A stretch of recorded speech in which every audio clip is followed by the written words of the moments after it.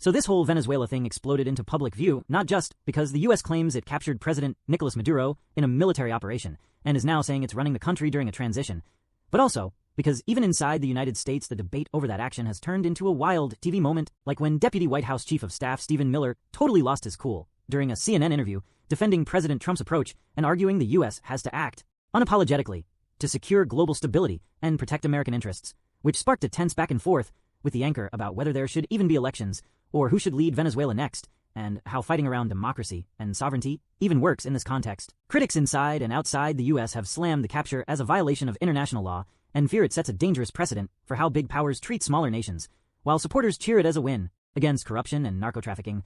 But what really matters for our generation is how it shows global politics isn't just some abstract thing. It affects real people on the ground, impacts how countries interact with each other, and forces us to think about what democracy, power, and the right to self-determination actually mean in the 21st century when even top advisors are shouting about them on live TV. You tell us what the president means when he says, is acting President Delcy Rodriguez in charge? Is she running Venezuela or not? Well, what the president said is true. The United States of America is running Venezuela. By definition, that's true.